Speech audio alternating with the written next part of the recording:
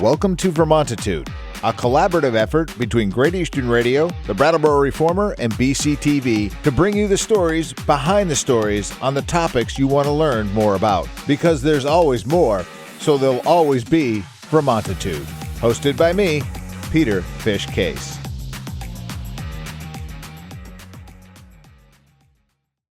Welcome to Vermontitude. New episodes drop every Tuesday and can be found by going to vermontitude.com, reformer.com, brattleboro.tv, and locally on Comcast Channel 1078. We come to you from our studios at the Innovation Box on Landmark Hill. I'm Peter Fish Case, and each week I cover the topics that are of concern to Windham County and the towns that reside within its borders. Joining us on Vermontitude today, the Executive Director of the Winston Prouty Center, Chloe Learey. Welcome. Thank you so much for having me. It's great to be back. Let's start with this. So we had a chance to talk, and I think it's a good idea to sort of refresh people as to what, because Winston Prouty means something different than it did even 10 years ago. So let's refresh people as to what you do, what your primary focus is, and the things that you do. Sure. So the Winston Prouty Center for Child and Family Development, we are focused on helping families get the best start they can by being able to support their kids. So we do family support and early education. We started actually in 1969, and we're called the Winston Prouty Center because Winston Prouty was our senator who signed the bill, the first special education bill with Lyndon Johnson. So a lot of people still think that we only are doing special education for little kids. Right. But over the years, what we've done is really expanded to include all kids and families. We have childcare for infants through age 5. That's on site about, actually, we're opening our 5th classroom again post-pandemic this fall. So trying to get back to pre-pandemic levels. Mm-hmm. And then we do home visiting in the community with families who've just given birth or who are pregnant or who have a child 0 to 3 with a developmental delay or just families who are struggling. And we also provide case management for families who are experiencing homelessness. We have a whole host of services that we do and we touch hundreds of families in our community every year. Right. So. And this has changed so much. And as I said to you earlier, when you were on the corner of High and Grove? Oak. That's how I knew Winston Prouty. And then I had literally forgotten that you had moved. And that's kind of when you came on board, right? Yeah. So I came on board in 2007, and we had just moved to the former Christian Heritage School, which is across from Living Memorial Park. So right. We renovated that space. And then we were growing and growing. The state of Vermont created Children's Integrated Services, which is a way to help families have sort of one front door to access services they need. So nursing, family support, early intervention, all one team. So that kept growing. And we were looking at expanding at the Christian Heritage School site, and the former Austin School for the Deaf became available, and it just made a lot of sense for us to move there instead. So in 2016, we purchased the campus and moved in July, and we've been up there ever since. I remember thinking when that was announced, or maybe it was before, I have a tendency to know things before I should know things. But I remember thinking, what a bold move. and I wasn't sure how that was going to work out, but I think it's worked out quite well. It has been quite a journey, and it has worked out really well. And I think bold, that's very kind of you to say that. We've certainly heard other words over the years, like, what are you doing? And I think sort of what I've come to appreciate about that move is that we didn't need 180 acres. Mm-hmm. We didn't need 130,000 square feet of space or to become landlords. But we are an organization that believes we have a responsibility to contribute to our community when we can. And so it benefited us to move there. We needed more space, and we felt like we could be shepherds of this property, stewards to its next iteration. And we were just willing to take on the challenge. So, and it has worked out really well. We're fully leased up, and that just sort of happened organically over the years.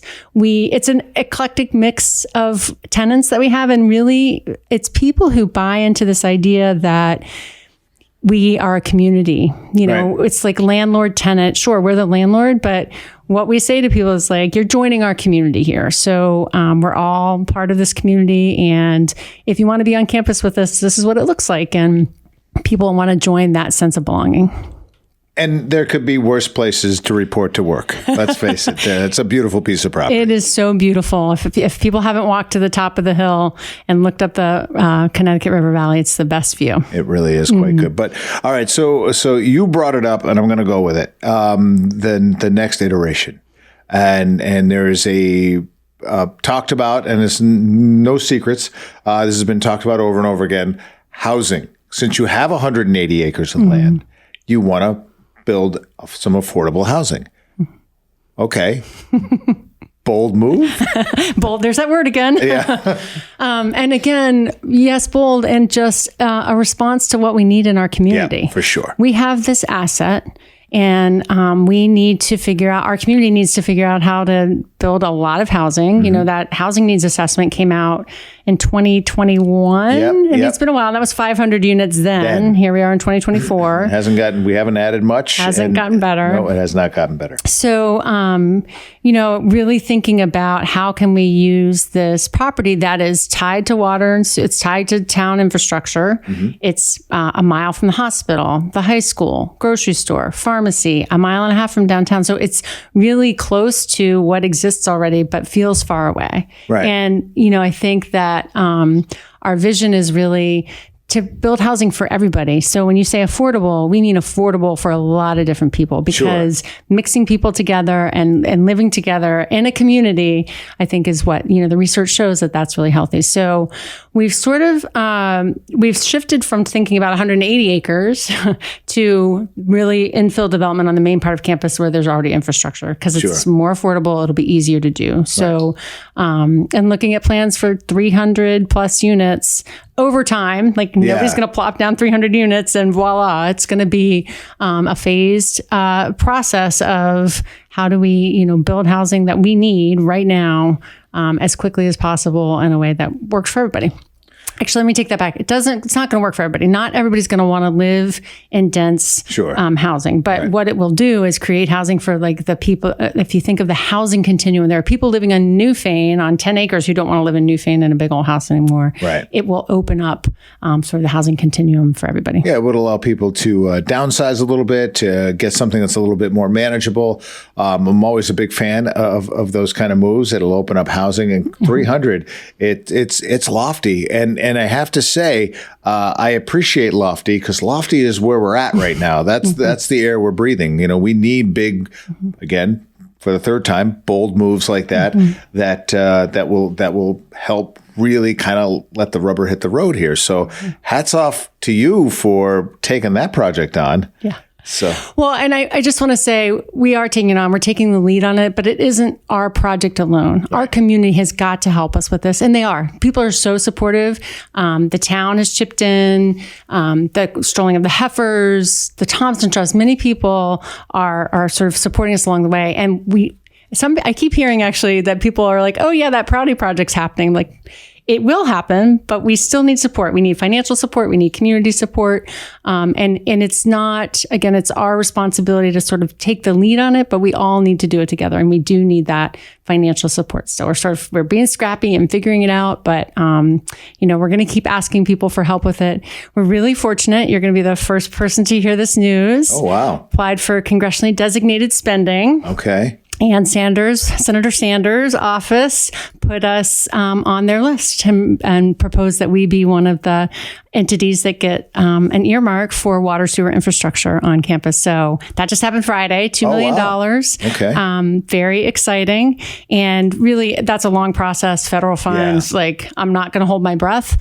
But what I am going to say is thank you for the recognition and for helping lift up this project and say how important it is. So I'm really appreciative of Senator Sanders putting that sort of stamp on it and saying, yep, this is important. Yeah, for sure. No, that is great. And I think that Senator Sanders understands that. I think Becca Ballin also understands that. And, she lives close to home. You have her address, I think. So yeah, I mean, that's great to get that kind of congressional help for sure is big. So the one thing that I often sort of have to unpack when I'm having these conversations is like, these are the plans, and we know how long it takes. Mm-hmm. So in an ideal world, like, when am I moving in? So you said lofty earlier, and I know it's lofty, and I know that people are skeptical, like, who's Winston Prouty to do this? But I'm going to keep holding the bar really high, right? So my high bar is we will be putting a shovel in the ground in 2025. Oh. Not sure what the shovel is going to be doing exactly yet. My guess is water sewer infrastructure upgrades, but in 3 to 5 years, I'm hoping that we will have the bulk of the housing that we want built there. So, is the first phase going to be 50 to 100 units in the next year and a half? Sure, let's go for it. Yeah, absolutely. No, I think, this will happen over time. And by the way, you've got this other thing that you're running called the Winston Prouty Center on top of all that. So, there's a lot to juggle. So, I mean, do you see expanding the people who come work for Prouty? That is a great question. What I think we've been doing is really building our internal capacity for leadership. We have an amazing team, and I could not be doing this if I didn't know, that they were there taking care of programs and really making sure that things run really well. And so that's freed me up a little bit, and to try to get this, it's a big thing to harness. So if I think figuring out the mechanics of what's the partnership look like around the housing development, who's going to come on board with us, that part will probably grow. I think our team, in terms of running programs, is really solid and set for now. So it's really looking at how do we get this property development, how do we keep it moving forward when it's just, a couple of us cheerleading. So we're going to have to figure that out. And financially, we need help with that too. So we need to, we have great people helping us. We have some architects on board. We have a project manager. We have engineers in the wings waiting to help us. Need to find money to pay them so that they can get on the team. All right. Let me key on that, because you've brought the whole finances and help and community and all that. If somebody wants to help Chloe Learey and the Winston Prouty Center kind of see this, what's a good way for them to get involved? And we all know that folks are well intended, but really, what are the things that if somebody stepped forward that you would need the most? I mean, literally, money is something we really need. And so I've thought about that a couple different ways, and I've written a couple articles about it. How do we invest in our community? Are there different ways that people can think about how to use their financial resources? And we're a nonprofit. People can just give us money for our housing development fund. Sure. So that's one thing. I think the other thing is just continuing to give us feedback. We will be going out and doing community meetings and getting feedback on the next iteration of our plan. And just being involved in knowing what's happening and understanding how important it is, so that I haven't run into a lot of people who, I haven't run into anybody who's against it. They might be worried about the traffic. Sure. They might be worried about that many people, or is it affordable? And how are you going to keep it safe? But making sure that you understand the project and think about it as part of our community, and just being on board and being able to articulate that it's not just happening, it's not magic, that we all need to be part of it. So, I think, in terms of content knowledge, there are a lot of people who have great ideas, always willing to talk to people. Sure. Talk to lots of different kinds of people about lots of different ideas. So always feel free to reach out too. Okay, there you go. What's the easiest way to get a hold of you? Chloe, CHLOE at winstonprouty.org.